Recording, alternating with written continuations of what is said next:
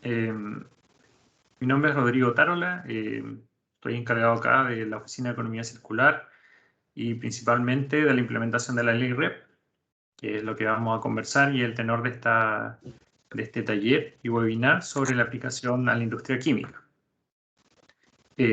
Aquí quería poner esta imagen para señalar de que uno de los temas importantes que se ve a nivel industrial y a nivel ciudadano principalmente es cómo se pondera el tema de los residuos a nivel nacional, ¿ya? El segundo problema que llama la atención de la sociedad y que el Ministerio lógicamente ha tomado cartas en el asunto para poder legislar y priorizar también esta materia, ¿ya? Primero está la contaminación del aire, el tema de los residuos y otros temas.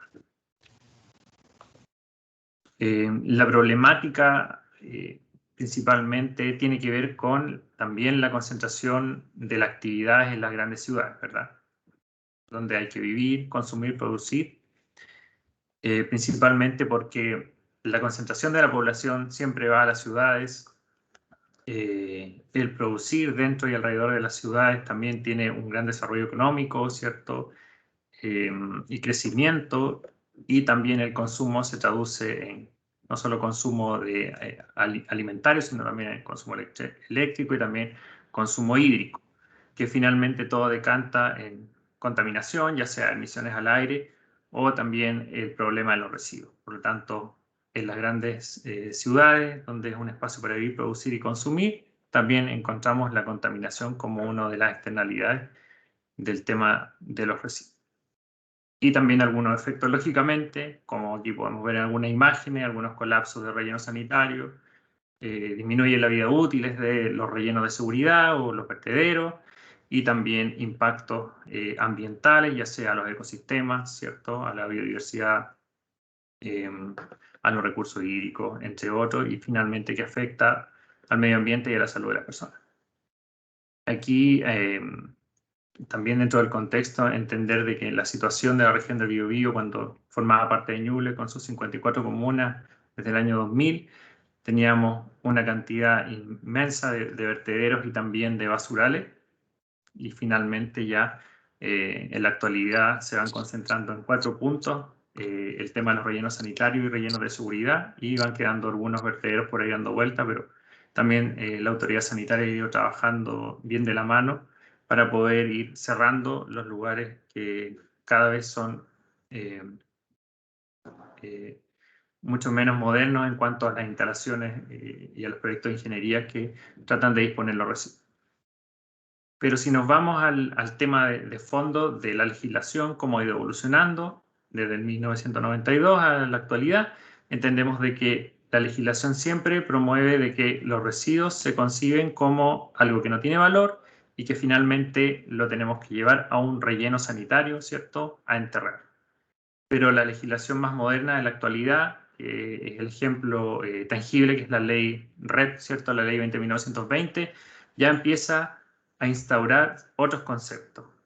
Y está existiendo un tránsito a un modelo que tiende a valorizar, ¿cierto?, a través del modelo de la economía circular, ¿ya cierto?, considerando temas de ecodiseño, de mejorar la distribución a lo largo del ciclo de vida de los productos y servicios, tener un consumo responsable, si es posible reutilizar, si no es posible valorizar y reciclar el producto o el residuo, para reciclarlo y así preservar la naturaleza, ¿cierto? Para evitar impactar el medio ambiente, evitar extraer mayores materias primas de la naturaleza, ¿cierto? Bajo el concepto también de la jerarquía en el manejo de los residuos, donde lo más importante es prevenir y finalmente dejamos la eliminación en último punto. Como sabemos, el modelo actual de desarrollo es lineal, ¿cierto?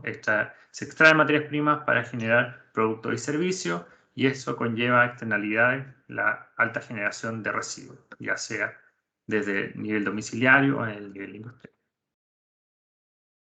Nace entonces esta propuesta a nivel nacional de la Ley de Responsabilidad Extendida del Productor, que empieza su génesis desde el 2013, con todo un aparataje y trámites administrativos y legales que finalmente llegan a la promulgación de la Ley 20.920 en mayo del 2016 y su publicación en el Diario Oficial ya el 1 de junio del mismo año.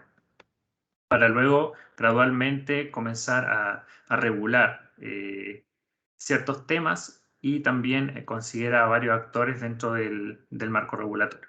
¿Ya? Por lo tanto, se implementa de manera gradual, con ciertos tiempos, ¿cierto? Que todos, como bien algunos conocemos en mayor detalle, y que ya ahora podemos hablar de cómo se va materializando a través de los decretos que establecen metas de recolección y valorización para los productos prioritarios que esta ley pretende regular.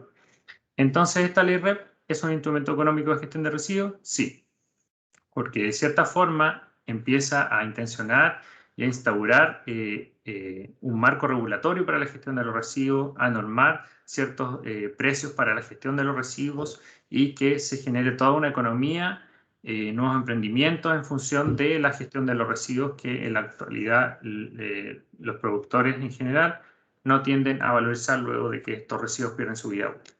Y por lo tanto obliga a los productores a que organicen y paguen la gestión de los residuos de los productos que colocan en el mercado una vez que estos son consumidos y pierden vida útil.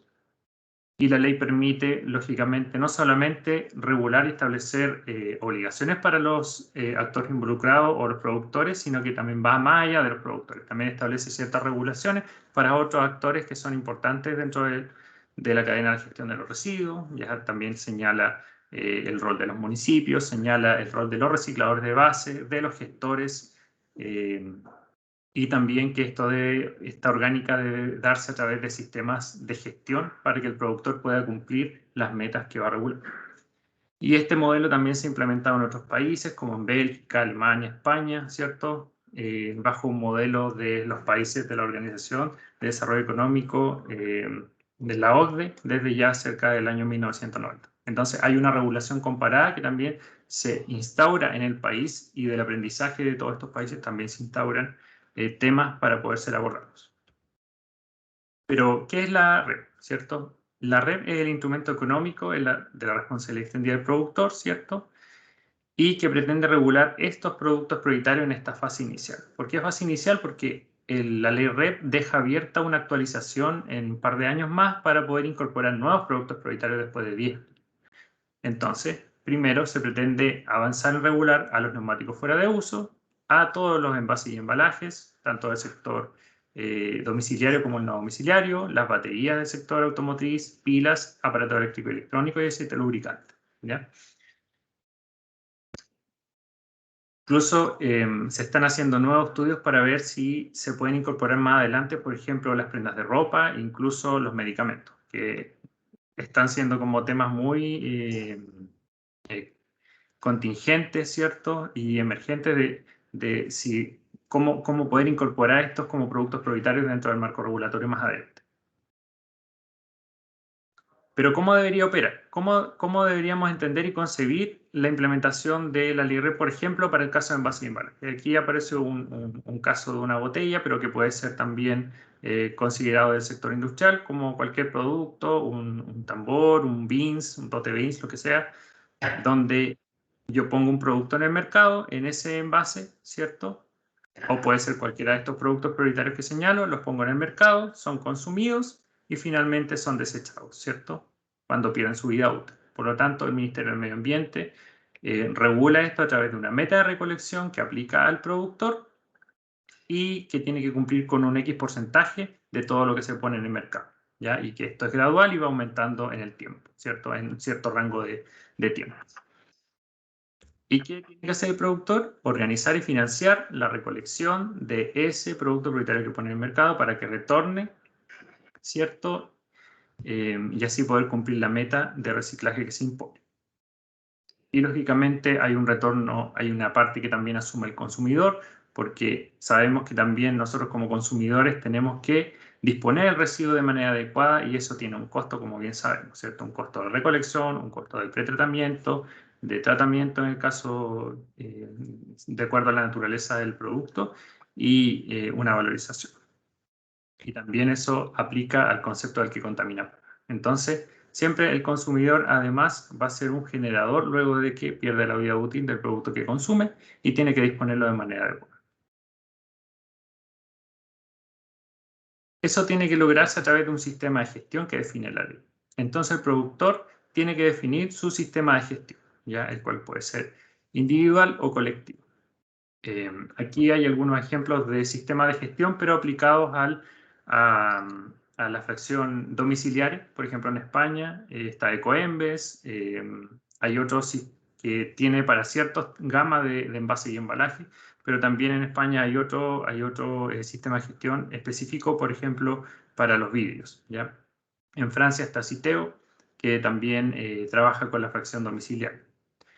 Y algunos sistemas que trabajan con la fracción tanto domiciliaria como no domiciliaria, ¿ya? Y cada uno tiene su marca, tiene su eslogan, su difusión, ¿cierto? Particular para sensibilizar a la ciudadanía o vincularse a los gestores y al sector industrial para poder cumplir las metas que establece la regulación de esos países. Entonces nosotros esperamos de que cuando se instalen los sistemas de gestión ocurran las mismas dinámicas, ¿cierto? Donde se promueva más la educación ambiental, donde haya más instalaciones de reciclaje, donde el sector privado también tenga incentivos también para poder valorizar, etc. De acuerdo al avance legislativo de la red, tenemos que la ley red aparece en el año 2016, pero que tiene consigo 3 reglamentos que le van dando cuerpo a este marco normativo. Uno de ellos es el reglamento que establece las metas, que nos dice cómo hay que hacer las metas, cómo se establecen las metas de recolección y de valorización para cada uno de los productos prioritarios. Es por cada uno, no es una para todos. También ahí lo que tenemos más vigente son los decretos de recolección y valorización para neumáticos fuera de uso, que ya están vigentes, y los de envase y embalaje. Ahí yo dejo el link por si alguien quiere interiorizarse. Los expedientes de cada uno de los productos prioritarios los pueden encontrar en ese link. Después les vamos a compartir la presentación para que puedan indagar al respecto y sale todo el proceso que conlleva la elaboración de solamente uno de los decretos de cada uno de los productos prioritarios, las reuniones que se sostienen con los comités operativos, donde se invita a participar a todas las organizaciones que quisieron formar parte de este proceso, y finalmente las resoluciones previas a cuando ya se publica en el diario oficial cada uno de los decretos. El otro reglamento es del Fondo para el Reciclaje, pero este reglamento es más destinado a un fondo para incentivar y promover el reciclaje en las comunas.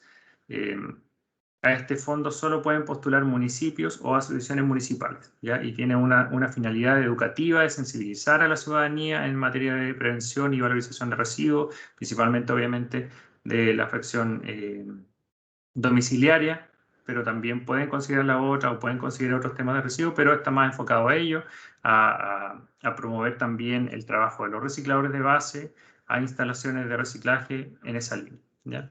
Eso también está operativo y aquí en la región también hay varias comunas que han adjudicado estos fondos desde el año 2018 a la fecha. Y finalmente el reglamento del movimiento transfronterizo de residuos, que hace una bajada al convenio Basilea para el transporte internacional de residuos principalmente peligrosos, que también dentro de la LIREP hay productos prioritarios que dado su peligrosidad deben ser considerados en este reglamento, pero que todavía está muy retrasado a mi juicio. Todavía está en desarrollo y en toma de razón por parte de la Contraloría General de la República. Entonces, contamos con esos 2 reglamentos que le dan este cuerpo a la LIREP y que la va materializando a través de principalmente los decretos de recolección y valorización de los productos prioritarios que ahí les muestro. El resto de los productos prioritarios se encuentra también en desarrollo en la actualidad, ¿ya? Aquí hay una imagen de más o menos cuánto conlleva la elaboración de un decreto para, por ejemplo, para el de envase y embalaje, que ya empezó desde el 2018 y ya se publicó dentro de este año, ¿cierto? Porque ahí culmina la toma de razón de Contraloría General de la República y vienen ciertas observaciones que se hacen entre el servicio y la Contraloría, pero antes de eso hay muchos procesos administrativos y que también señala la Ley 20.920, una consulta ciudadana, consulta del Consejo Consultivo, resoluciones, pronunciamiento del Consejo de Ministros, etc. También estudios que van respaldando la elaboración de cada uno de los decretos, como el análisis general de impacto económico y social, etc. Todo eso también está en el expediente del link que por ahí apareció en una de las láminas, para que ustedes puedan indagar si les interesa saber más detalles. Bueno, el Decreto Supremo 12, que se publica el 16 de marzo de este año, habla sobre las metas de recolección de envases y embalajes y las metas de recolección y valorización. Y aquí ámbitos de aplicación, en dos categorías: los envases domiciliarios, que son los residuos que habitualmente se generan desde los hogares, y los envases no domiciliarios desde el sector industrial. ¿Qué productos son los que se regulan? Se regulan desde el sector no domiciliario, se regulan los papeles y cartones, metales y plástico, y para el domiciliario se suman el vidrio y los cartones para el con excepciones de las microempresas, ¿cierto? Quienes producen menos de 300 kilogramos al año de producto prioritario puesto en el mercado, y a los envases redondables. La línea base que se planteó a través de ciertos estudios que se desarrollaron en el marco de la ley REP señalan de que la fracción de envase y embalaje domiciliario llega a cerca del 12,5%. Es una estimación, ¿ya? Para poder comenzar a regular los envases y embalajes domiciliarios, ¿cierto? Un 12,5 es un valor bajo comparado con el valor que se estima del sector industrial, que es cerca del 50%. O sea, estamos hablando de que el sector industrial de cierta forma está mucho más regulado. Ya podemos visualizar que existen la gestión de residuos de manera adecuada, ¿cierto? O existe cierta valorización de los residuos que se generan desde las instalaciones industriales, que hay vínculos con gestores. No así en el sector domiciliario, que es donde los grandes esfuerzos van a tener que también ser puestos para que esto resulte, ¿cierto? Y esto ya da para mucha conversación, ¿cierto? El tema de la educación ambiental, de generar un cambio cultural en la ciudadanía, donde todos somos parte, lógicamente. Trabajamos en nuestra oficina, trabajamos en nuestra empresa, pero finalmente también somos ciudadanos y vamos a tener que empezar a tener un cambio de mentalidad y responder a este marco regulatorio que finalmente va a afectar a todos, aunque uno no quiera. Bueno, ahí hay algunos ejemplos de productores desde el ámbito domiciliario. Como ustedes pueden darse cuenta, uno habitualmente trata de reciclar las cosas muy cotidianas, como por ejemplo la botella de bebida, ¿cierto? El envase de vidrio, pero si nos damos cuenta y miramos alrededor, o vamos a la industria del retail, o vamos a la industria de los supermercados, encontramos muchas marcas, y detrás de esas marcas están todos los envases que podemos ver, y incluso algunos que pensamos que, o sea, que ni siquiera se pueden reciclar. Por ejemplo, un envase de jugo en polvo, o un paquete de pasta, ¿cierto? De tallarines o de arroz, etcétera. Todos esos envases y embalajes que rondan y que generalmente convivimos con ellos, tienen que cumplir la normativa. En realidad, los productores van a tener que cumplir esa normativa. Pero hemos hablado harto de los productores, y finalmente lo importante es definir quién es el productor para que podamos entender. El productor, según lo que define la ley en el artículo 3, es la persona que, bueno, aquí sale con unas palabras medias leguleyas, pero en el fondo es quien pone un producto prioritario de los que ya les señalé, de los 6 productos prioritarios, por primera vez en el mercado nacional. Es decir, quien fabrica un producto y lo pone en el mercado, quien también lo pone bajo marca propia en el mercado nacional, ¿cierto? O aquel que lo importa para comercializar, o aquel que lo importa para su propio uso profesional, ¿ya? Entonces, todas las formas llegan a definir al producto, ¿ya? Para todos los productos prioritarios que señalé anteriormente, ¿ya? Ahora, para los envases y embalajes siempre está la confusión, porque para los envases y embalajes el productor es aquel que introduce en el mercado el bien de consumo envasado y embalado, ¿ya? Y debe cumplir todo este productor con la red a través de un sistema de gestión que debe definir. Recordemos que esos son los productos prioritarios de los que estamos señalando. Acá hay una aclaración para los envases y embalajes que siempre tiende a confundirse, ¿cierto? El productor de los envases vacíos, ya sea domiciliario o industriales, no es el productor del producto prioritario, ¿ya? Pero si el envase se vende ese envase vacío yo lo vendo envasado o lo vendo embalado, entonces ahí voy a tener que ese productor de envases vacíos que envasó o embaló ese producto va a ser en ese caso el productor de ese embalaje, ¿ya? Esa es como una de las aclaraciones que debemos tener en consideración, ¿ya? En resumen, quien fabrica envases o embalajes no es productor, pero si éste vende ese producto envasado y embalado, ahí es productor de ese envase y embalaje que ponen en el mercado. Entonces, eso es muy importante esa aclaración. Por lo tanto, acá sale un ejemplo de una botella vacía y una botella con un producto dentro. Por lo tanto, el productor que pone ese producto dentro, que es un líquido, que puede ser una sustancia, lo que sea, va a ser productor de ese envase, de esa botella, porque está poniendo un producto en el mercado. Aquí aparecen las metas de envases domiciliarios, ¿cierto? Que ya señalamos cuáles eran las subcategorías, ¿cierto? Desde el año 1 hasta el año 12 son metas bien pequeñas al inicio, pero bien ambiciosas a contar del año 12. El año 1 inicia 30 meses después de publicado el decreto de metas de recolección y valorización de envases y embalaje. Por lo tanto, desde como se publicó el 16 de marzo, tenemos que considerar que el 16 de septiembre del año 2023 se inicia la primera meta que debe ser el productor debe cumplir. Pero aquí también encontramos obligaciones asociadas para el caso de los domiciliarios, ¿ya?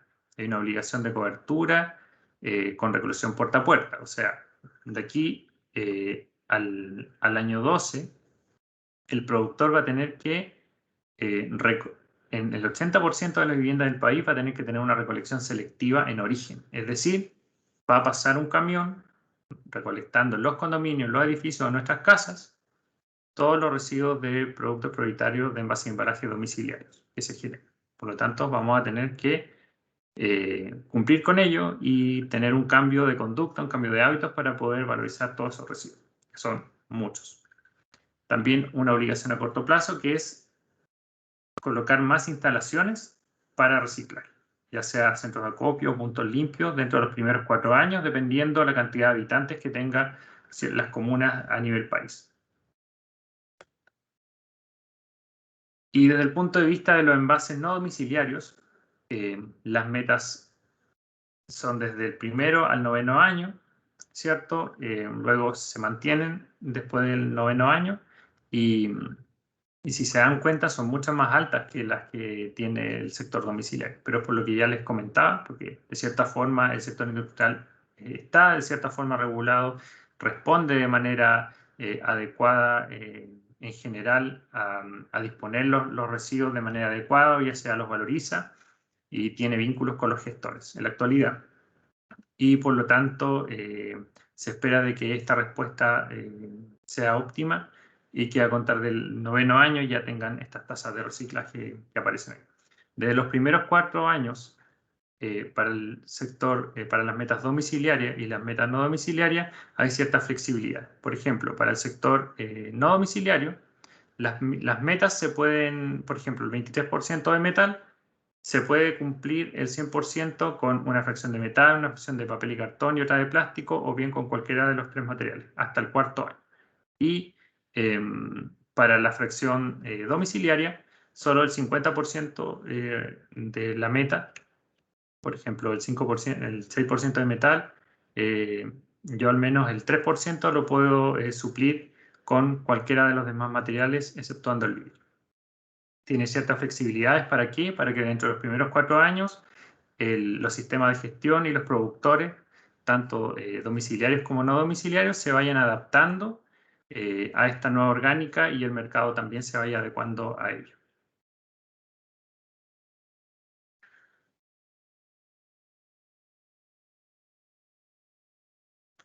Bueno, y ahí hay una imagen que más o menos compara ciertos tipos de envases y embalajes domiciliarios y no domiciliarios, que los que se ven habitualmente en el sector industrial y el sector domiciliario.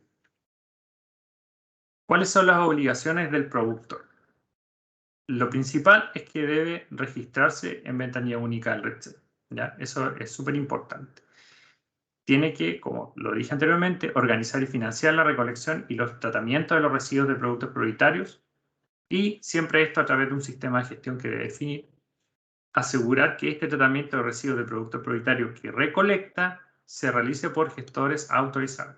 Y el gestor autorizado tiene que estar autorizado a cumplir normativa sanitaria y ambiental, es decir, tiene que estar autorizado para el almacenamiento de estos residuos de acuerdo a la normativa del Ministerio de Salud, y también tiene que estar registrado en ventanilla única del REPSE para dar cumplimiento a la normativa ambiental. Y debe cumplir las metas tanto de recolección como las metas de reciclaje de los residuos de producto prioritario y las obligaciones asociadas que señale el marco regulatorio. Una de esas obligaciones es la declaración que se hace año a año en el sistema de ventanilla única del REPSE, ¿cierto? Por ejemplo, este año, ¿cierto? La resolución 375 de mayo, ¿cierto? Inició el proceso de entrega de información a los productores, donde se declara lo puesto en el mercado desde el año anterior, ¿cierto? Y se dio un plazo desde el 3 de mayo al 2 de julio y después un periodo de 2 semanas para rectificar en el caso de que hayan errores en la información de entrega. Esa declaración de los productos prioritarios REP siempre ha sido así desde el año 2018 en adelante, del año 2007-2018 en adelante, ¿ya? Al inicio se pedía más información y últimamente solamente se pide las unidades toneladas o más cantidades, ¿ya? Que es lo más relevante. ¿Esto va a seguir más adelante? Va a seguir, porque mientras no, recuerden que el artículo transitorio, segundo transitorio de la ley REP, de la ley 20.920, señala que mientras no estén vigentes las metas de recolección y valorización, se podrá solicitar información requerida a los productores, ¿ya? Cantidades, costos, etcétera, principalmente cantidades. Por lo tanto, hasta que no llegue el momento de la meta de septiembre del año 2023, se va a seguir solicitando esta información y luego de eso se va a seguir solicitando a los que no son regulados, porque también dentro de los artículos que señala el decreto de metas, a quienes no le aplique la red, por ejemplo, quienes pongan en mercado menos de 300 kilogramos de producto prioritario o que sean microempresas, etcétera, igual deben seguir reportando independiente que no se les aplique el régimen de la red. Entonces va a seguir ese sistema, pero obviamente al que es regulado va a tener que ir dando respuesta al marco normativo de la red y los demás van a tener que seguir reportando.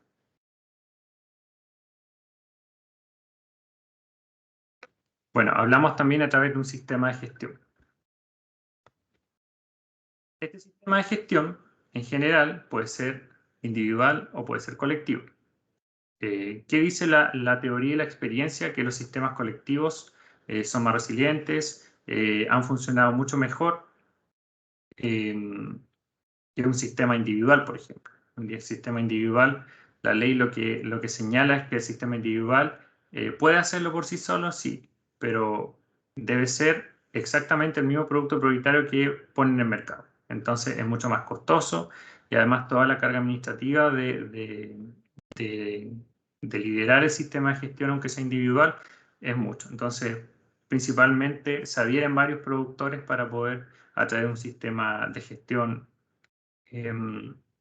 colectivo, poder llegar al cumplimiento de las metas, ¿ya?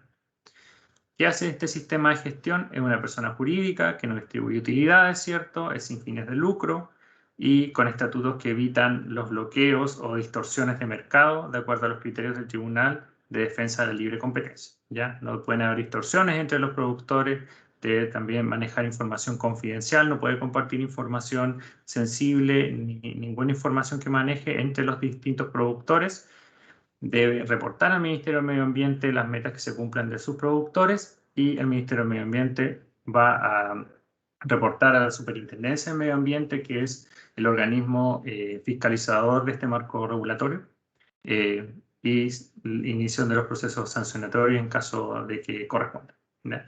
Por lo tanto, ¿qué además va a tener que hacer este sistema de gestión? A través de licitación abierta, convocar y contratar a los gestores para la recolección y la valorización de los residuos.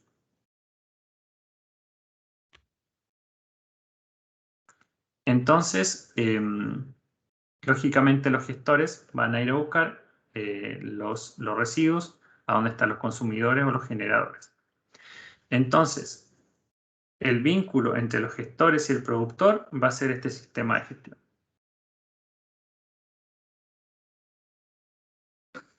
Consideraciones. Hay varios artículos que señala el Decreto Supremo 12, donde señala que algunas resoluciones van a ir aclarando ciertas cosas. Por ejemplo, la guía para la presentación y descripción de los contenidos del plan de gestión se va a apoyar a través de una resolución para orientar a los sistemas de gestión en cómo deben elaborar y describir los contenidos de sus planes de gestión, los plazos y todo ello. La Superintendencia de Medio Ambiente también va a precisar mediante una resolución la información que deberá entregarse en dichos informes, ¿cierto? Los informes que cada sistema de gestión debe reportar, ya sea tanto el de avance como el informe final. Las garantías de los sistemas de gestión que aplica solo a colectivos, las garantías no aplican a los sistemas individuales, ¿ya? Eso también es una de las aclaraciones que habían consultado. Las condiciones particulares de las garantías, los mecanismos de cálculo específico para determinar los costos de cumplimiento, los factores de riesgo para los incumplimientos y todo ello, los cobros de esas garantías, en el caso de los sistemas de gestiones colectivos, van a ser también detalladas y precisadas a través de una resolución.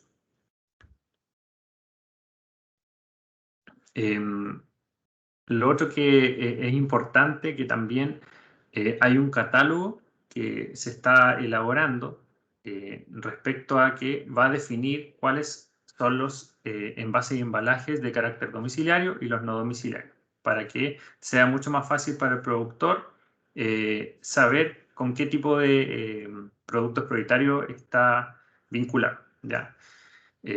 Se va a dictar a través de resolución, pero les cuento que ese anteproyecto de la resolución se encuentra en la actualidad en proceso de consulta ciudadana. Ahí también les voy a dejar el link. Restan 9 días para el cierre. Es una propuesta de resolución que identifica todos los productos que constituyen envases y embalajes, donde se indica también la categoría que corresponde, pues, de acuerdo a lo que establece el Decreto Supremo 2. ¿Ya? Entonces, para que puedan también ustedes revisarlo, si estiman conveniente, y poder hacer las observaciones pertinentes, porque esto les va a servir también a ustedes para poder tomar decisión.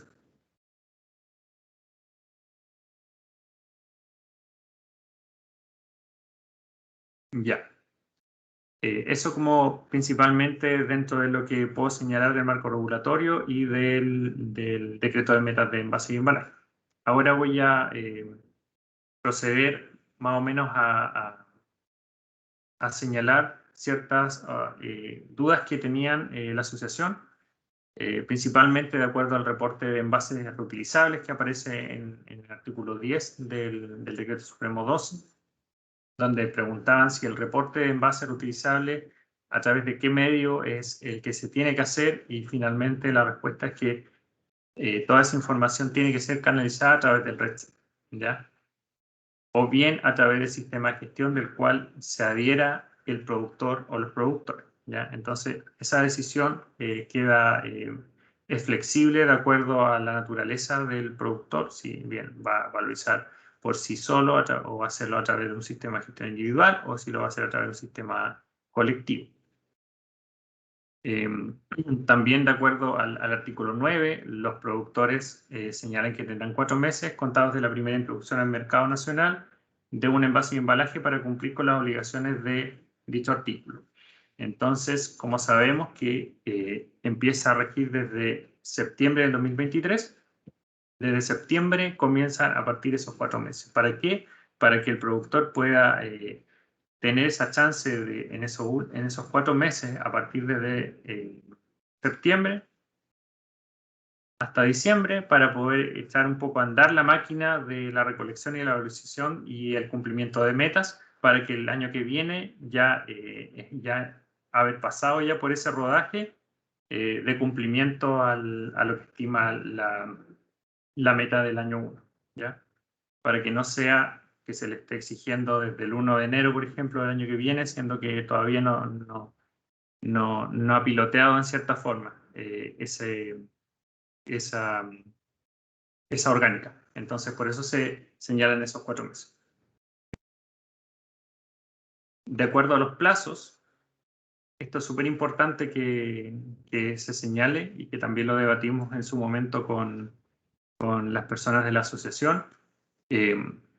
Primero, lo más importante es que debe conformarse un sistema de gestión, ¿ya? Y que el plazo más o menos que tiene de trámite para la conformación del sistema de gestión toma cerca de 12 a 13 meses para que el Tribunal de Defensa de la Libre Competencia se pronuncie respecto a todos los antecedentes que requiere un sistema de gestión para conformarse como tal, ¿ya? Esto más aplicable a los sistemas de gestión que van a atender el cumplimiento de metas de los domiciliarios y no domiciliarios. Los sistemas de gestión a la vez deberán realizar la primera presentación de sus planes de gestión 18 meses contado desde la publicación del decreto, ¿ya? Como sabemos, el decreto son 18 meses después, entonces ya es mayo del 2021, el 16 de septiembre del 2022, recién van a tener que presentar el plan de gestión, ¿ya? Que va a atender a la recolección y cumplimiento de metas de los productores de los cuales se adhieran a esos sistemas de gestión. Luego de que el plan de gestión es presentado, el ministerio va a tener que revisar y aprobar ese plan de gestión. Para eso cuenta con 60 días hábiles para revisarlo y aprobarlo. Una fecha tentativa puede ser el 16 de noviembre del año 2022, pero esto también tiene prórrogas o subsanaciones dependiendo si hay algunos errores, si es que el primer filtro de chequeo está ok o no, podría a lo mejor aumentar un mes más.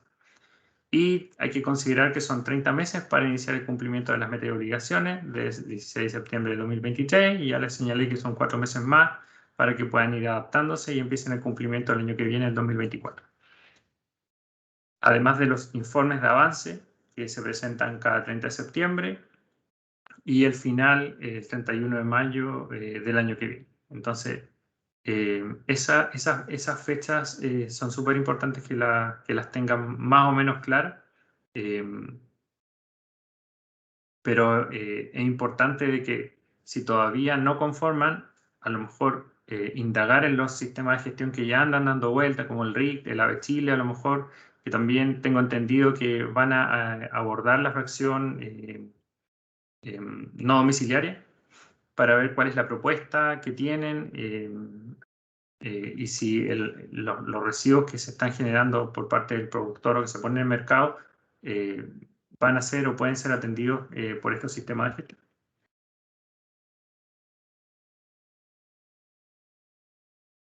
Respecto a las fiscalizaciones e incumplimiento, preguntas, por ejemplo, que guardan relación con qué pasa si no se presenta un plan de gestión en el tiempo adecuado. Eso es incumplimiento del productor, ¿ya? Recordemos que la fiscalización y el seguimiento corresponde a la superintendencia, la fiscalización del cumplimiento de la metarecolección, valorización de cada producto prioritario y de todas las obligaciones asociadas contenidas en el decreto. Por lo tanto, es información que se traspasa a la superintendencia y que la superintendencia tendrá que operar y ver el nivel de sanción que se deberá aplicar, ¿ya? Porque sin el plan de gestión no se va a poder aprobar, si no se aprueba no va a poder cumplir la meta, ¿ya? Incluso en el artículo 19 se señala del Decreto Supremo 12 que para determinar los factores, por ejemplo, de riesgo de incumplimiento que correspondan al primer año de vigencia, se tendrán en consideración, por ejemplo, las toneladas de residuos que arrojó el estudio que respaldó la ley REP de envase y embalaje, a lo mejor lo que se dejó de recolectar. O sea, hay varios temas que se pueden considerar, pero finalmente es una labor de la Superintendencia del Medio Ambiente, la fiscalización y la sanción correspondiente.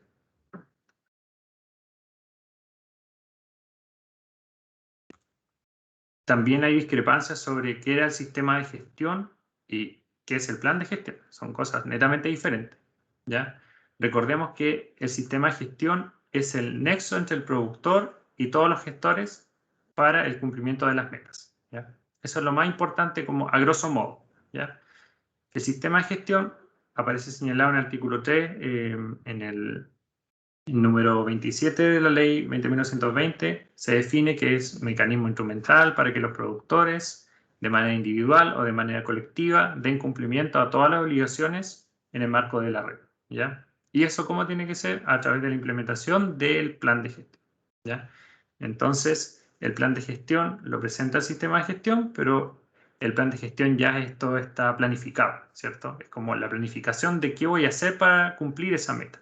Por eso se define en el artículo 26 que es el instrumento que permite el cumplimiento legal de las metas y las obligaciones por parte de los sistemas de gestión. Ese plan tendrá por objeto dar cumplimiento a todas las obligaciones de la ley, ¿cierto? Y tendrá una vigencia de 5 años. El ministerio lo debe autorizar, ¿ya? Y esto se presenta a través del REDC y debe contener como mínimo lo que señala ahí. Eso aparece en el artículo 26, lo pueden, ahí es como un resumen de lo que dice, porque el texto es mucho más largo, pero en realidad lo más básico es identificar los productores, estimar las cantidades de los envases que se introducen, una estrategia, ¿cierto?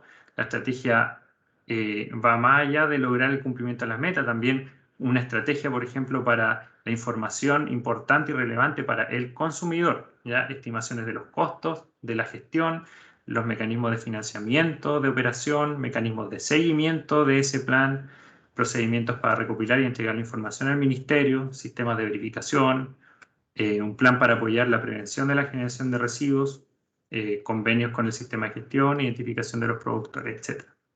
¿Ya? Eso como mínimo. Y también se hace la diferencia entre qué debe contener un sistema, por ejemplo, colectivo, ¿ya? Pero más que nada, el plan de gestión es lo que yo quiero hacer, cómo lo voy a hacer, y el qué y el cómo y en qué tiempo, ¿ya? El sistema de gestión es esta como organización, por decirlo de una forma, con personalidad jurídica que se vincula con el productor lo financia para el cumplimiento de las metas. Y este sistema de gestión va a tener que contratar a todos los gestores para cumplir esas metas del productor.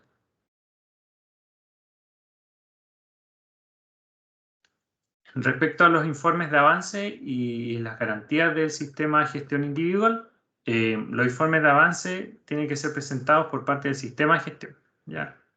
Sea individual o sea colectivo, los informes son presentados por ellos y se envían al Ministerio del Medio Ambiente, ¿ya?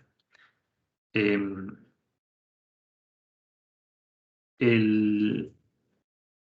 el consumidor industrial, que también es otro concepto, que es aquel que consume productos prioritarios, debe entregar a un sistema de gestión o valorizar por sí mismo o con gestor autorizado los residuos de productos prioritarios que se generen desde su instalación, ¿ya? Acá hay otro actor que nosotros se visualiza, ¿cierto? Por ejemplo, el patio trasero de todas las empresas que se generan, por ejemplo, papeles y cartones, envases metálicos, etcétera, pero que están atrás en el patio trasero y no necesariamente son los residuos de producto prioritario que se ponen en el mercado, ¿cierto? Porque los residuos de producto prioritario se ponen en el mercado y quedaron allá. Pero uno compra de repente, compra y quedan en el patio trasero. Entonces, ese consumidor industrial que consume producto prioritario y que queda en el patio trasero debe entregar a un sistema de gestión esos tipos de residuos, o puede valorizarlo por sí mismo, o lo puede hacer directamente con gestores autorizados, ¿ya? Si lo hace con gestores autorizados por sí mismo, para ese caso va a tener que reportar al Ministerio del Medio Ambiente directamente a través del REDC o bien celebrar un convenio con un sistema de gestión, ¿ya? Ahí está la salida de información. Entonces, el consumidor industrial debe cumplir normativas, sí debe cumplir. Básicamente más de información y de gestión. Y respecto al artículo 2 de la ley 20.920, donde se señala que respecto a la garantía de un sistema individual de gestión, este no debe presentar una garantía. Solamente eso es atingente para los sistemas colectivos. señala que constituir y mantener vigente fianza, seguro u otra garantía para asegurar el cumplimiento de la obligación a que se refiere el artículo 9, letra C, según lo dispuesto en el decreto supremo que establece las metas y otras obligaciones asociadas a cada productor prioritario, solo tratándose de un sistema colectivo. Entonces, ahí respondo una de las preguntas también que se hacían. Y respecto a sistema de gestión individual o colectivo, ¿cierto? Si es individual, siempre hay que pensar de que si yo conformo un sistema de gestión individual, tendré que recolectar y valorizar los envases y embalajes que pongo en el mercado, exactamente los mismos. Entonces eso involucra un costo y un sobreesfuerzo para ese productor, ¿ya? Se sugiere, por lo tanto, adherirse a uno existente, o puede ser de sistema de envase y embalaje de sustancia peligrosa o de no domiciliario, ¿ya? Recordar que para el caso de los envases que son sustancias peligrosas hay una flexibilidad y hay una, por decirlo así, existe como una excepción para poder gestionar este tipo de residuos, ¿ya?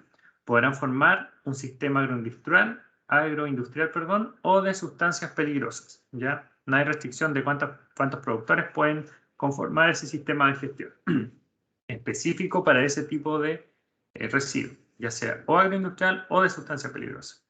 Y además, ese pequeño o gran sistema agroindustrial o bien de sustancia peligrosa va a poder tener un convenio con un sistema de gestión de no domiciliario, ¿ya?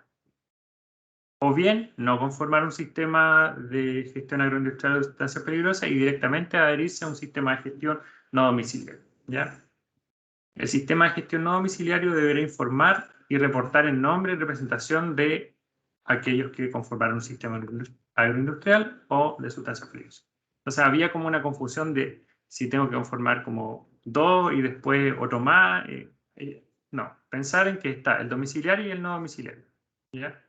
O bien hay un sistema de gestión que abarca los dos, bueno, da lo mismo, pero lo importante es que si hay un sistema agroindustrial ya operando, porque esto se toma por la realidad de que ya ocurría, de que había sistemas agroindustriales operando, ¿cierto? O de sustancia peligrosa, estaban a través de AFIP algunos que indagaban el tema del triple lavado, entonces habían ciertos sistemas por ahí dando vuelta que respondían a la necesidad de los residuos del sector agroindustrial.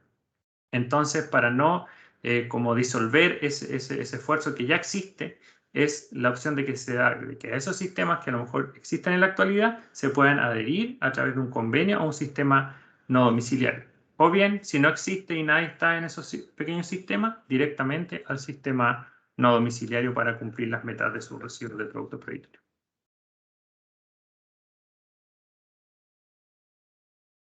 Y respecto a entidades certificadoras que se señalan en algunos artículos, por ejemplo, auditores externos, es la Superintendencia del Medio Ambiente quien autoriza como entidades técnicas de certificación ambiental para cumplir con ciertas instrucciones, ¿ya? Aparece por ahí algunos que pueden ser certificados, hay algunos temas, pero es la Superintendencia quien define a esta entidad y las autoriza como entidades técnicas de certificación ambiental.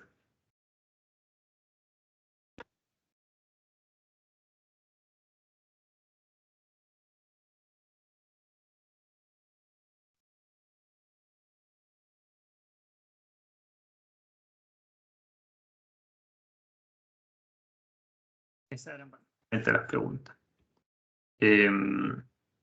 Esta es una imagen adicional que incorporé sobre instrumentos de apoyo a la ley REP, pero ya les señalé que el foco es netamente distinto, ¿cierto? Es más vinculado a la educación ambiental, a la ciudadanía, a apoyar a los recicladores de base, donde son fondos destinados a los municipios. Aquí hay algunos productos que se han ido generando de ellos, que son bien interesantes, netamente educativos a la ciudadanía para prevenir o valorizar la fracción domiciliaria que se genera en las comunas. Y ciertos desafíos regulatorios que también se van implementando y que cada vez toman más fuerza. También lo señalaba Ceremi, ¿cierto? Tenemos una hoja de ruta de economía circular, que es nuestro paraguas, nuestra guía, nuestro alineamiento, donde se albergan todos los instrumentos de gestión en materia de residuos que tenemos, dentro de ello la ley REP, dentro de ello la Estrategia Nacional de Residuos Orgánicos, dentro de ello la hoja de ruta de residuos de demolición y construcción, que son también grandes desafíos que se van a ir abordando y que van a ir cada vez tomando más fuerza a través del tiempo. ¿Ya? La red, en el fondo de envase y embalaje, forma parte de este plan, de esta hoja de ruta de economía circular, donde a nivel domiciliario, al menos se pretende abordar cerca de un 30% a través de la red de envase y embalaje, cerca del 60% a través de la Estrategia Nacional de Residuos Orgánicos y el resto residuos de tipo descartables que seguramente o pueden tener a lo mejor una valorización energética o bien siendo destinados a relleno sanitario. Pero es la idea de ir abordando a nivel domiciliario las diferentes fracciones y avanzar en la gestión adecuada de los residuos y, lógicamente, evitar que vayan a un relleno sanitario.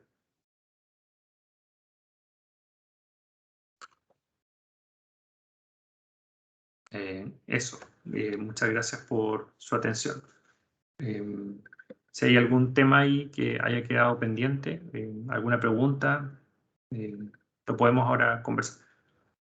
Bueno, agradecemos a Rodrigo Tarola, profesional de implementación de la Ley de Fomento al Reciclaje de la Seremi Medio Ambiente Región del Biobío, por su presentación, y abrimos el espacio para que comiencen a realizar sus comentarios, sus consultas, reflexiones. Les pedimos que levanten la mano virtual y así vamos ordenando las intervenciones y procurando que todos puedan tomar la palabra. También les solicitamos que vayan prendiendo sus micrófonos cuando sea su turno de hablar y luego lo apaguen para así podamos escucharnos y entendernos mejor.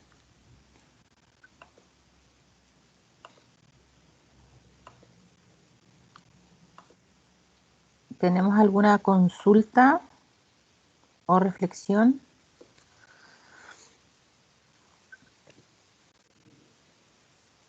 Gustavo Virque. Sí, Rodrigo, bueno, muchas gracias por la presentación y quería consultarte si tú tienes conocimiento ya de alguna institución que esté ya formalizada o en vías de para ser gestor, digamos.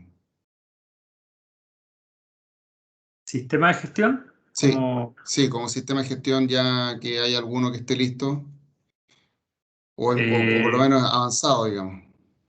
Sí, no, los únicos que he escuchado e indagado acerca de envases y embalajes son del de RIC y el de AVE Chile, que son los que, creo que el AVE Chile es el que está mucho más avanzado, porque comenzó antes ya a conformarse, pero todavía ninguno ha conformado netamente como tal. Pero los que más avanzado es Chile y el otro que está viendo esa opción es RIC, al menos de envases y embalajes. Ok, gracias. Hay algunos otros pilotos por ahí dando vuelta en otras regiones, pero no ha habido mayor información al respecto. De todas maneras, igual voy a consultar si aparece por ahí alguno novedoso y se los puedo compartir, no hay problema. Pierre Cervanti también tenía levantada la mano.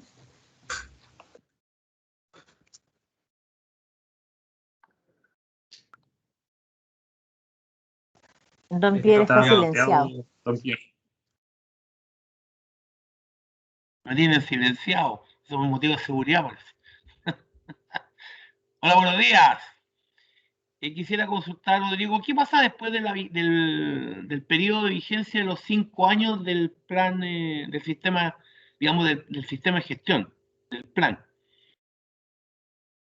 Hay un periodo de vigencia de 5 años. ¿Qué pasa después? ¿Se revisa? ¿Se renueva? ¿Qué sucede ahí? Hay que renovarlo y actualizarlo, ¿ya? Los productores pueden incluso cambiar el sistema de gestión si así lo estiman conveniente, pero hay ciertas reglas que deben cumplir, informarlas de manera anticipada, etc. Pero se actualiza el plan de gestión y tiene que ser aprobado también por el ministerio. No. Oye, y el sistema de gestión, ¿qué figura, digamos, jurídica tiene en el sentido de constitución? ¿Como paga impuestos? ¿Cómo lo hace? ¿Cuál es la figura ante el Servicio de Impuesto Interno, por ejemplo? ¿Cómo funciona? ¿Es como una sociedad? ¿Cuál es la figura jurídica?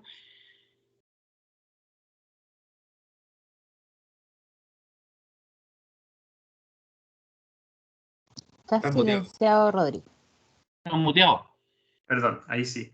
Era es una organización sin fines de lucro, con personalidad jurídica. Es una figura media extraña porque es una figura súper nueva. No es como una figura que exista en otro sector. Entonces, por eso es como el primero que aparezca como sistema de gestión va a ser como la guía para todos los demás sistemas de gestión que quieran aparecer para todos los productores. Entonces, por eso igual hay harta expectación, pero de todas maneras tiene mucho proceso administrativo, muchas etapas para poder conformarse como tal. Eso es lo más complejo. Claro, se entiende, digamos, de acuerdo al artículo, de que es una agrupación o un organismo sin fines de lucro. Y que pero está financiado por los productores. Claro, está financiado por los productores, se supone. O sea, como que lo respaldan, pero finalmente él no puede compartir información con ellos de los demás productores. Tiene que retribuir todo el financiamiento para el cumplimiento de las metas, o sea, pagar a todos los gestores, la recolección, el tratamiento, la valorización, etc. Lógicamente también hay gastos operativos y hay profesional y todo, pero en general esa es como la finalidad, cumplir la meta. Claro, pero a lo que voy yo, o sea, no sé, a lo mejor una pregunta que no tiene relación con lo que estamos conversando, pero sí me parece que hay como, no hay una conversación, no sé si habrá o no con el tema de impuestos, porque hay plata, ¿no es cierto? Las empresas van a pagar un monto o van a aportar, no sé cuál va a ser la figura, es de esa plata, pero además el sistema de gestión va a tener que pagar impuestos por el IVA. Entonces, al final, el valor, ese 19% de IVA, se lo van a transferir directamente al usuario, digamos, y no va a tener opciones de poder rebajarlo. No sé. Sí, pero puedo indagar más al respecto y te puedo comentar. Claro, ahí hay un tema que yo creo que está como tal vez un tanto incompleto. Ahora, el tema esta sugerencia que hace la ley, o no sé, el ministerio, de adherirse a un sistema de gestión colectivo, más que sugerencia, a mi juicio, es como casi una obligación. ¿Por qué? Porque te dice, mire, le va a salir más barato si lo hace en forma colectiva, pero además no tiene la obligación usted de recolectar el mismo producto, el mismo envase, digamos, que usted coloca en el mercado. Lo cual limita, obviamente, la opción. Eso como comentario, ¿no? Sí, es que igual, o sea, si el sistema individual pudiera recolectar todos los demás, cualquier tipo de material, que habría como una tremenda distorsión ahí del mercado. Entonces, también tiene ese arma de doble filo. Porque si alguien, no sé, tiene residuos de tipo peligroso, plástico, se recolecta puros plásticos de otros lados y finalmente cumple su meta, pero resulta que detrás de eso hay otro productor. Es que en el sistema colectivo va a pasar eso. Se va a mimetizar el residuo. Claro, pero de todas maneras están en juego la meta, hay varios productores que pueden cumplir en los primeros años al menos de manera compartida ciertos materiales. Hay una flexibilidad dentro de los primeros 4 años, eso que da una oportunidad al productor para poder cumplir y ir adecuándose de mejor manera al cambio. También, disculpe, don Pierre, ¿le queda alguna otra pregunta o pasamos al siguiente? No, tenía algunas dudas sobre cómo al final si la ley aplica, porque la ley, digamos, la ley REP, ¿qué pasa, por ejemplo, qué prima, si prima el tema de los residuos peligrosos o el tema de productos prioritarios?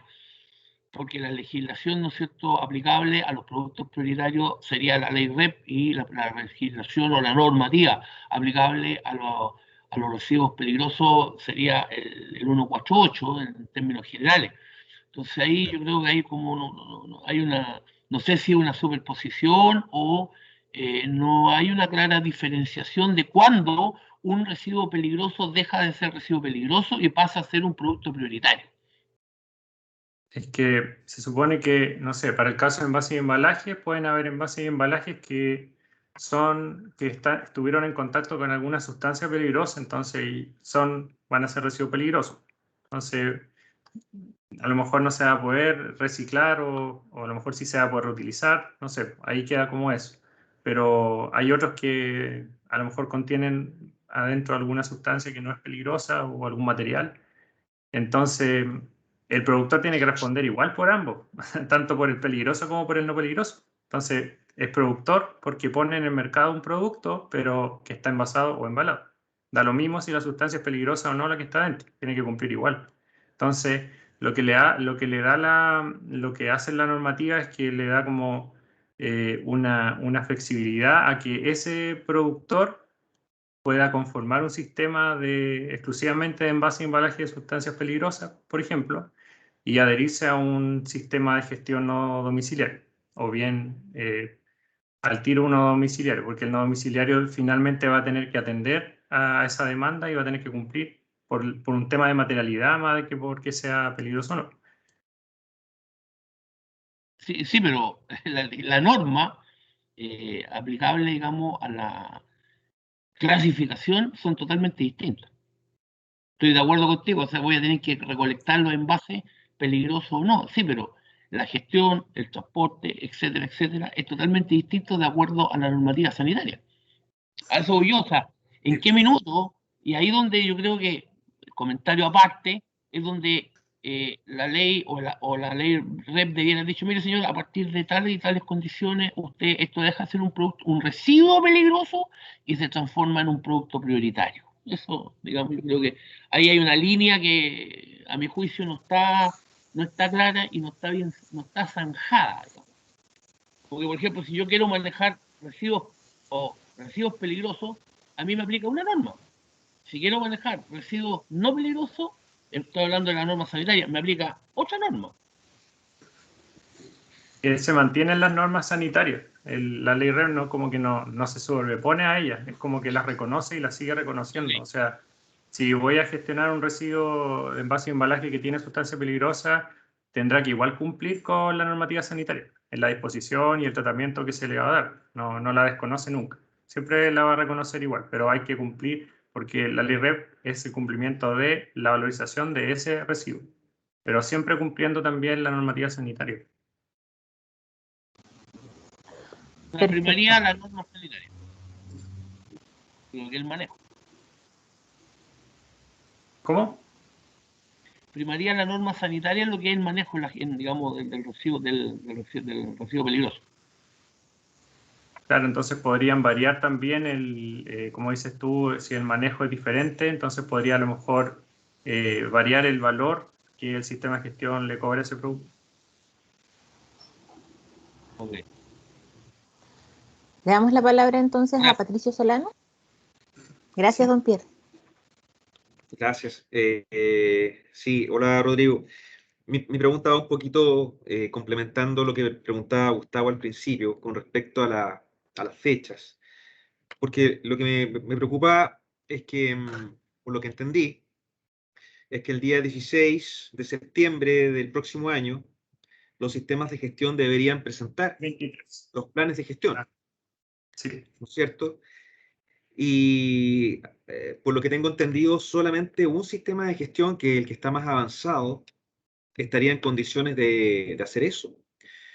Porque el segundo sistema de gestión estaría presentando su documentación en este mes, en octubre. Y si se demora 12 a 13 meses para la aprobación, el tribunal, estaría desfasado en la fecha, estaría siendo aprobado en octubre del 2022, más allá del plazo para presentar los planes de gestión. Entonces, eso nos queda con una sola opción para inscribirnos. A no ser de que el tribunal haga un sistema fast track que en 3, 4 meses pueda aprobar el sistema de gestión. No lo sé bien. No sé si tienes algún comentario de eso, Rodrigo, porque Sí, nosotros deberíamos estar conformados dentro de un sistema de gestión antes del 16 de septiembre del próximo claro, año. cuando ellos presenten cuando presenten ya el plan de gestión, deberían ustedes ya tener decidido con qué sistema de gestión van a trabajar. Si es que no lo Decidido, conforman, decidido y conformado ya, ¿no es cierto? claro, es Porque que pueden si el- conformarlo o bien se adhieren a uno que ya existe. a eso me refiero, no, por supuesto. A eso me refiero. Claro, conformar o adherirse a uno. Sí. Por ejemplo, el caso de neumático no tiene sistema de gestión a la fecha. Pero recién hace poco tiempo ya empezó a gestionar para conformarse como un sistema de gestión eh, uno. Es como que está en proceso. Pero Claro, vamos a ver cómo le va a ir. pero si las aprobaciones se demoran de 12 a 13 meses, ya está fuera del plazo ya. A eso voy yo, porque, insisto, claro, el 16 de septiembre, el año próximo, los sistemas de gestión tienen que presentar los planes. Eso es lo Claro. que me preocupa de lo que está pasando, fíjate. Sí, por eso que es importante que ya, o sea, los productores vayan ya decidiendo con quién o cómo van a gestionar los residuos de los productos prioritarios que ponen en el mercado. Eso es súper importante que ya este año vayan trabajando en el levantamiento de la información respecto a los productos prioritarios que pone el mercado, más allá de las exigencias por ejemplo, de la red que finalmente te exige como las cantidades, toneladas o unidades, a lo mejor más características, porque seguro que el sistema de gestión les va a pedir a lo mejor información más detallada, les va a pedir a lo mejor materialidad, dimensiones, cantidades, unidades, qué hacen a lo mejor con él para que sea mucho más fácil ellos presentar una buena propuesta de plan de si que ustedes se adhieren a alguno. Ok.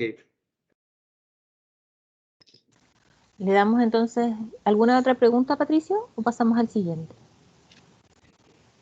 Bueno, dame la opción de otra pregunta, por favor, Carolina. Hay algo que no me queda claro, me ha costado entenderlo un poco. El tema de los envases reutilizables. No entiendo este tema de los 4 meses. No sé si me lo pudieras aclarar. Si yo soy una empresa que voy a vender un producto en envase reutilizable, que eso es algo que viene predefinido, ¿no es cierto? Yo voy a utilizar un envase que espero se retorne para volver a usarlo en el mismo producto. Eso yo tengo 4 meses para declararlo, pero eso no se declara, no debería declararse cuando uno hace su declaración anual. ¿Por qué ese plazo diferenciado? ¿Te refieres al artículo 9? Al artículo, sí, al 9 y al 10, sí, al 9 en particular. Es que ese señala que tendrá 4 meses contados desde la primera introducción al mercado nacional de un envase de embalaje para cumplir con las obligaciones de ese artículo. Entonces, cuando señala eso es que es cuando empiece a correr la meta. Cuando empieza a correr la meta, se empiezan a correr esos 4 meses. O sea, como es el 16 de septiembre del 2023, desde ahí empiezan a correr los 4 meses. Son 4 meses que el productor va a tener para poder ir adaptándose al régimen. Ya va a estar adherido a un sistema de gestión o conformado a un sistema de gestión, y esos 4 meses va a empezar a echar a andar la rueda de cómo cumple la meta en esos 4 meses. Para que esos residuos que recolecte para el cumplimiento de su meta ya los pueda considerar para el año calendario que viene, que es el 2024. Porque si se le empieza a exigir con el 1 de enero, va a estar como en rodaje un par de meses y va a perder tiempo para poder cumplir la meta. No sé si me explico. De acuerdo. Esa es como la lógica. Entonces, por eso que dice en un artículo transitorio, hace referencia al mismo artículo que dice que eso no va a entrar en vigencia hasta que empiece, o sea, que eso aplica cuando empiece a correr la meta. Perfecto, gracias. Tenemos también una consulta de Sebastián Almonacid. Sebastián, ¿puedes prender tu micrófono, por favor? ¿Se me escucha bien? Sí, ¿Sí? súper bien. Buenos días, Rodrigo, ¿cómo estás? Hola, gracias, bien, ¿y tú? Bien, bien. Mira, Rodrigo, dentro de la presentación tú dijiste que dentro de los primeros 4 años de las metas de recolección, eh, algunas se pueden suplir con otro subproducto, pero si no mal me equivoco, dentro del Decreto Supremo 12 decía que si uno se adhería a un sistema de gestión colectivo, estas se podrían seguir supliendo, no salía una cantidad de tiempo, sino que simplemente señalaba de que uno las podía suplir, ya sea con, en este caso, con los envases no domiciliarios, estamos hablando de el papel, el cartón, el plástico, el metal. Entonces, me llama la atención eso. Sí, mira, en el Decreto Supremo 12 Ujú. señala en el artículo 23 ¿Ya? las metas de recolección y valorización de residuos de envase y embalaje no domiciliarios, ¿ya? Sí. Y señala que los productores de envases no domiciliarios estarán obligados a cumplir a través de un sistema de gestión con las siguientes metas de recolección y valorización de residuos, y ahí lista como desde el primer año al 9º año para los porcentajes para metal, papel y cartón y plástico. Y luego dice que durante los 4 primeros años de la vigencia de las metas, los productores van a poder cumplir hasta un 100% de las metas correspondientes a cada subcategoría, pero con una cantidad de toneladas equivalente de cualquiera de las otras subcategorías. O sea, va a poder cumplir el 100% del metal a lo mejor con papel y cartones y plástico o con cualquiera de las dos categorías. Eso es Ya. lo único que señala respecto a él, ¿ya? Y que se entenderán cumplidas esas metas en el momento de su valorización. O sea, cuando llegan al lugar donde se valorizan, ahí Ya. se entienden cumplidas las metas. Ya. Perfecto. Tengo, aparte, otra de las preguntas. En el caso de que, en este caso, la empresa generara un residuo peligroso, como decía aquí el caballero Pierre, eh, tengo la obligación tanto de adherirme como a un sistema de gestión tanto peligroso como a uno de envases no domiciliarios, o simplemente uniéndome a un sistema colectivo de envases no domiciliarios, puedo suplir esta necesidad de gestionar el residuo peligroso.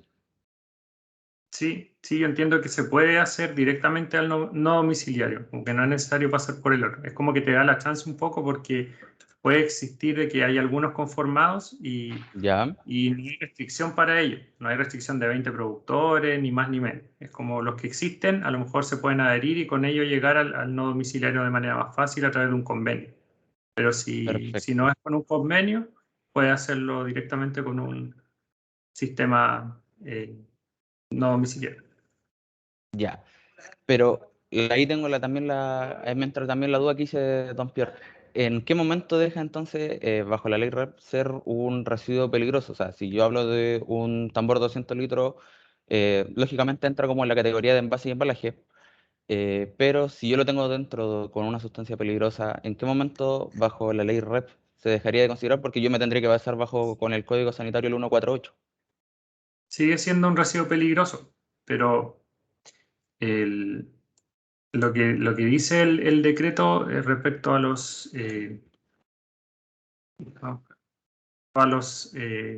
agroindustriales. Ujú.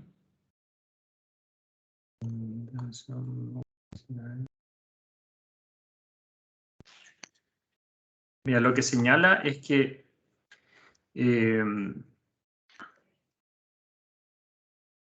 ya eso es lo que vimos. En el artículo 29 habla sobre eso en particular, ¿ya? Ya. Eh,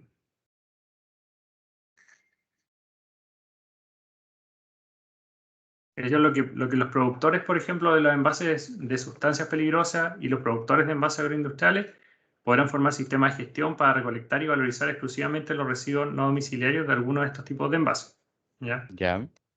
Los sistemas de gestión de envases de sustancias peligrosas y de los agroindustriales pueden celebrar convenios con un sistema de gestión de envases no domiciliarios para efectos de dar cumplimiento a sus metas, ¿ya? Esto lo que pueden hacer es ya sea valorizarlos de alguna forma, ya sea a lo mejor de coprocesamiento o valorización energética. ¿Ya? Puede darse esa opción para ese tipo de envase. ¿Ya? Dada la peligrosidad, a lo mejor va a ser súper complejo el reciclarlos, por ejemplo, por lo que tú dices, porque son residuos peligrosos. Pero ahí hay que ver lo que va a proponer el sistema de gestión también para aquí el productor que tenga ese tipo de residuos. Ya, En perfecto. cumplimiento seguro también de la normativa sanitaria que señala. Perfecto.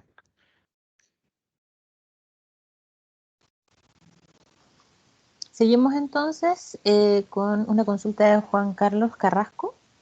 No me aparece el apellido aquí, pero estoy viendo a Juan Carlos. Sí, sí, ¿cómo estás, Carolina?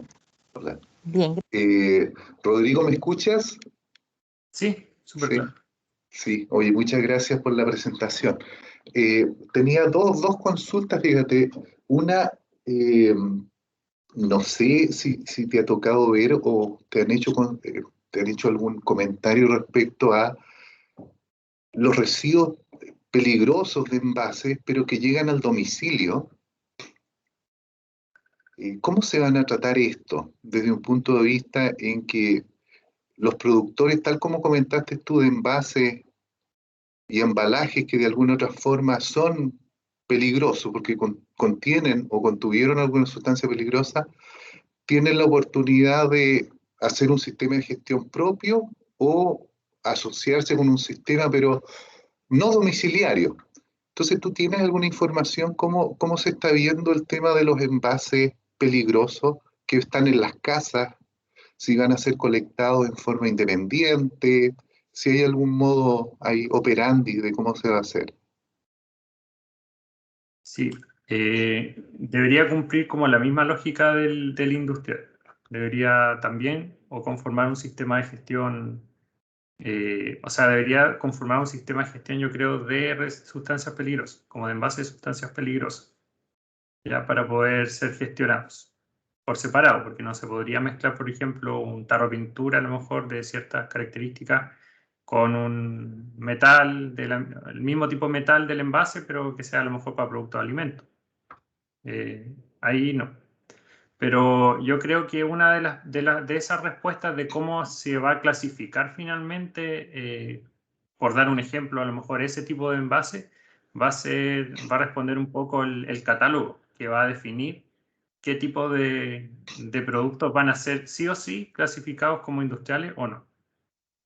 Mira, efectivamente está el catálogo y lo hemos analizado y ahí hay un vacío, un tema súper complejo, ya Rodrigo, justamente porque no está tan claro en el tema, ¿ya? Y va a Sería, ser un tema de bastante confusión en torno a la forma operativa, porque recuerda que el 148 aplica en este caso fundamentalmente a empresas, no al domicilio. claro, Entonces, sí. hay un tema ahí legal importante para que se Yo tome en creo que consideración.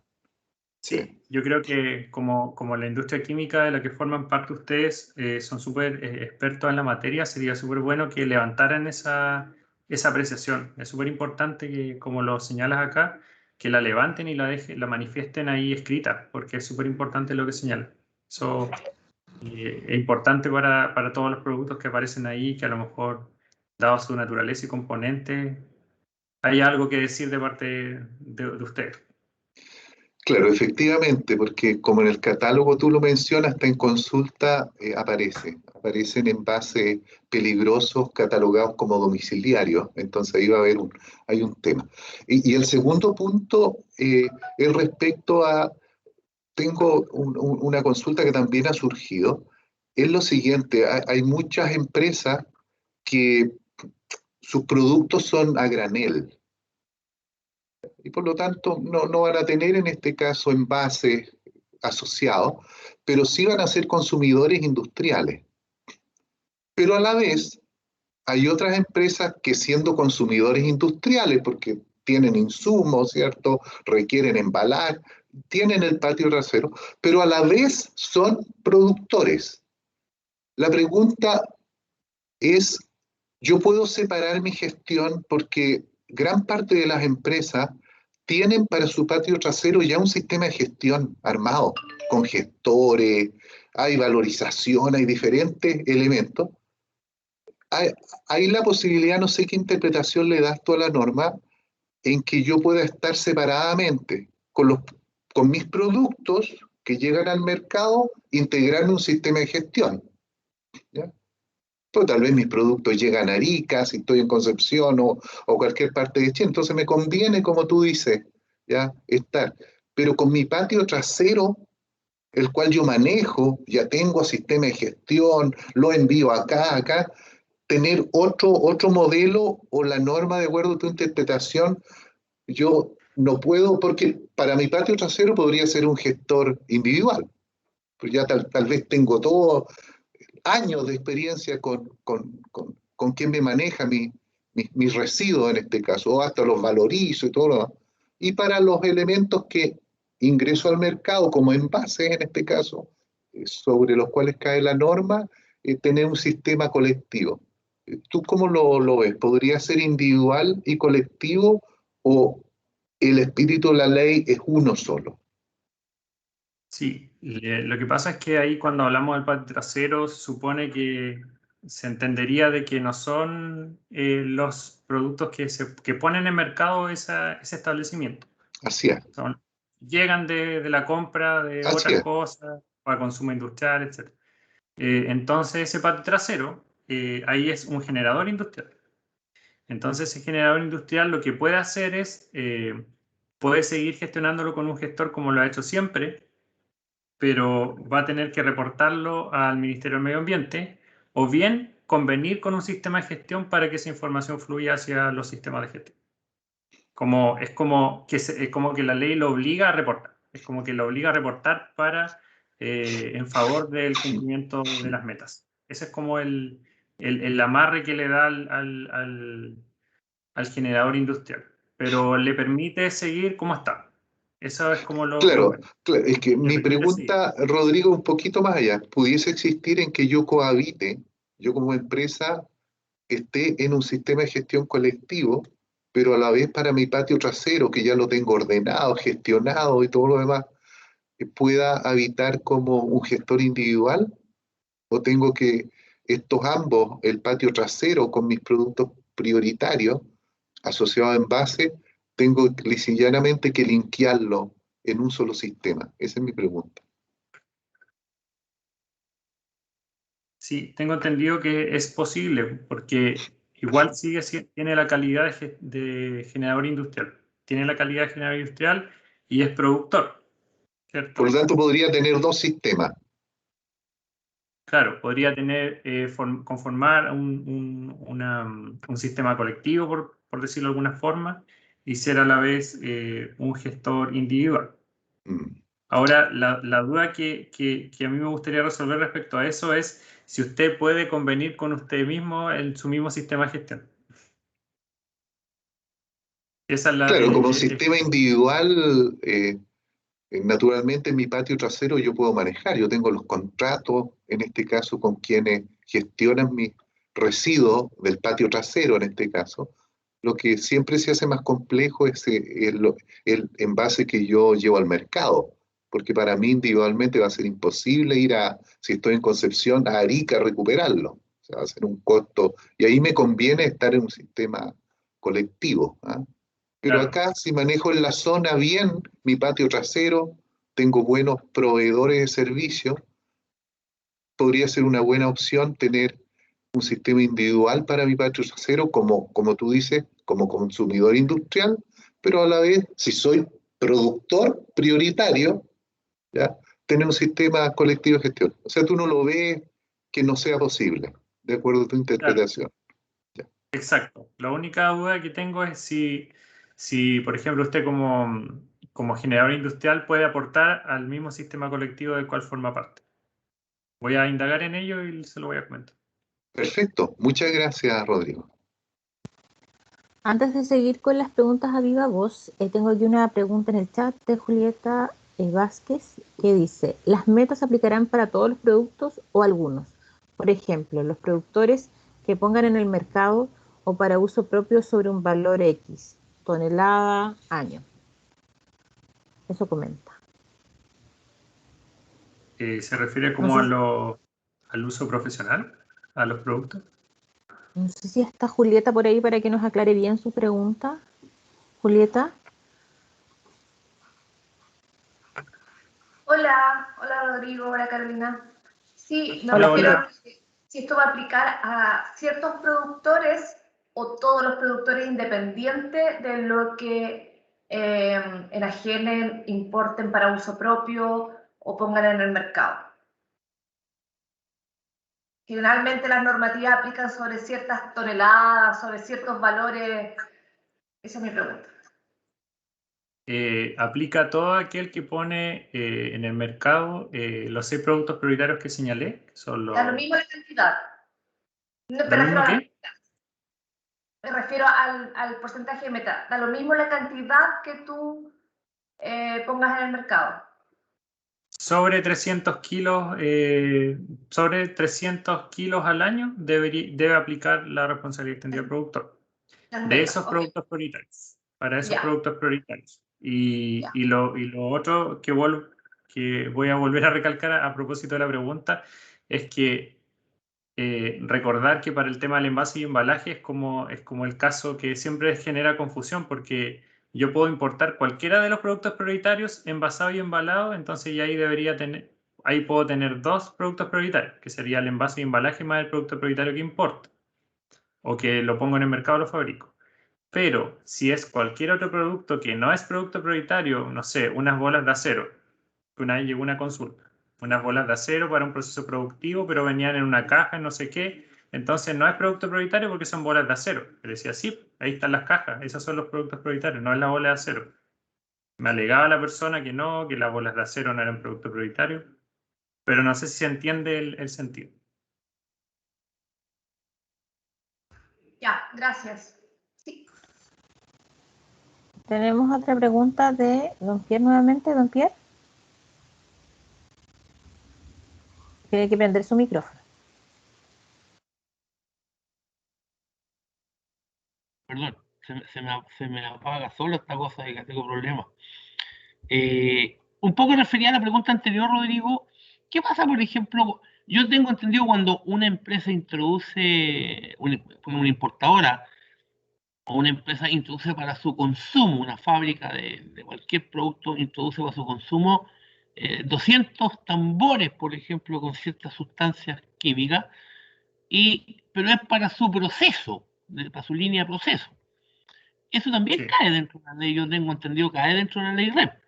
Y la otra duda que tengo, ¿qué pasa cuando tú tienes, por ejemplo, una importadora de producto envasado y yo traigo los productos y los tengo en bodega y están ahí en la bodega?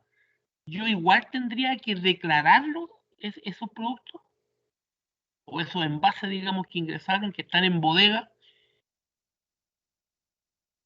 No los he usado, no los he vendido. Cuando lo ponen en el mercado, ahí sí. O sea, cuando yo lo vendo, no cuando ingresa al país. Claro, Sí, cuando se consume.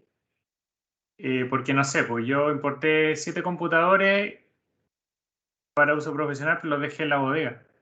No hice nada con esos computadores.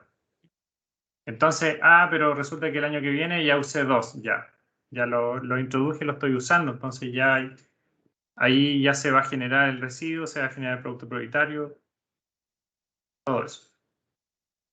Eso es súper importante, lo que tú dijiste, súper importante, porque quiere decir que van ingresando al sistema, van ingresando en la medida que yo, digamos, no es solamente introducirlo dentro del territorio nacional, sino que es colocarlos dentro, a su uso, digamos.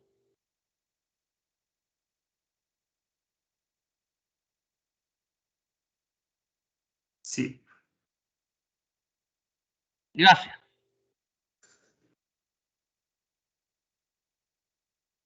Nos quedan 10 minutos más o menos para hacer la última pregunta. ¿Alguna reflexión, algún comentario antes de finalizar y cumplir con el tiempo establecido para esta actividad?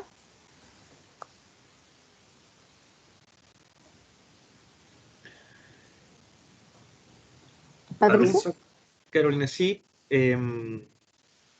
Sí, una pregunta con respecto a la reportabilidad que vamos a tener en el futuro. Hoy en día tenemos solamente el reporte anual por ventanilla única de la red. Bueno, y también tenemos lo que es SINADER y lo que es SIDREP. Entonces, en el futuro, para lo que es producto prioritario, nosotros vamos a tener, al menos al comienzo, dos sistemas de reporte. Vamos a tener la ventanilla única y también vamos a tener el reporte a los sistemas de gestión, que ahí yo me imagino que se va a diseñar una nueva plataforma, dependiendo del sistema de gestión en que tú estés. Va a generarse una nueva plataforma donde tú también vas a tener que reportar ahí. Y con respecto al patio trasero, se va a mantener lo que es el SINADER y lo que es el SIDREP, al Ministerio de Medio Ambiente, ¿no es cierto? Entonces, Sí. de esa forma se van a hacer, ustedes, el gobierno van a hacer los balances de materiales y van a poder auditar también a la información del sistema de gestión. Esa es la idea, ¿no es cierto? Y entiendo que también en un plazo corto, la ventanilla única para las empresas que ya se adhirieron a un sistema de gestión va a dejar de existir y seguiríamos reportando solo a través de la plataforma del sistema de gestión para los productos prioritarios. ¿Esa es un poco la figura, Rodrigo? El tema del SINADER se consigue para ir visualizando el tema de la trazabilidad del residuo, de dónde va, de dónde se genera. Para también lo que tú señalas de verificar en dónde está, la ruta que sigue, principalmente, para los residuos de productos prioritarios que son no peligrosos, ¿ya? Para eso sirve. También porque el generador industrial también va a seguir reportando en ese sistema, o sea, todos los productores muchos son generadores industriales, entonces hay un flujo de residuos que se moviliza del generador hacia cierto punto, ya sea un gestor a disposición final. Pero de acuerdo a la reportabilidad, todavía no está definido, pero lógicamente van a aparecer nuevos sistemas para el reporte del cumplimiento de metas, para el reporte de los sistemas de gestión, para el reporte de los informes, toda la información que se señale y se solicite en el marco de la red. En general se entiende de que va a ser a través del RedCheck. Entonces, lógicamente van a aparecer algunos nuevos sistemas. Seguro que a lo mejor puede haber información que fluya desde los productores a los sistemas de gestión y que sean los sistemas de gestión los que van a subir la información y reportar al ministerio, más que los productores. Dependiendo del caso, si es sistema individual o colectivo. Pero Ya, las demás plataformas siempre se van a mantener porque son sistemas independientes. O sea, el SIDREP en eso se va relacionando con el REP, pero no es que vaya a desaparecer uno o el otro, se van a seguir manteniendo, porque o sea, tienen otra finalidad cada uno. un mismo residuo podría darse de que yo lo reporte en la plataforma del sistema de gestión y a su vez lo reporte por SINADER.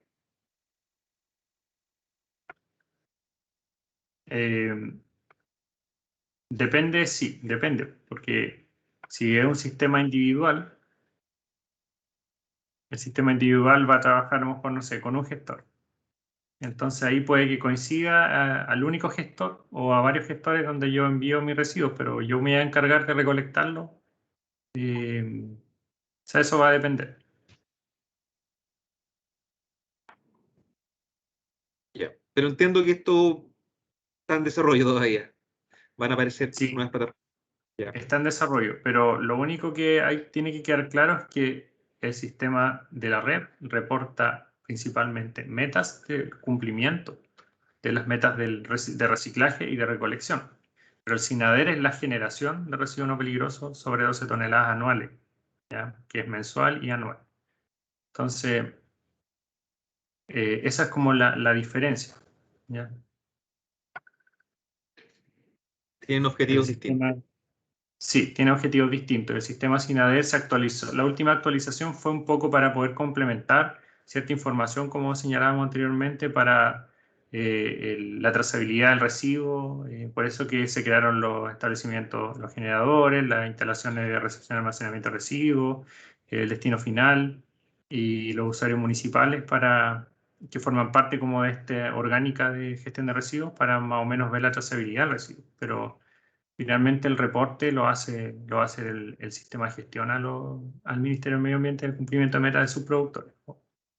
O bien, si el productor confiere a un sistema individual, tendrá que hacerlo él. Ok. Gracias, Rodrigo. Bueno, ya estamos cumpliendo con el horario establecido. Les voy a pedir que enciendan sus cámaras para tomar una fotografía final. Mientras tanto, no sé, Gustavo, si quieres hacer algún agradecimiento, algún comentario a nombre de la directiva.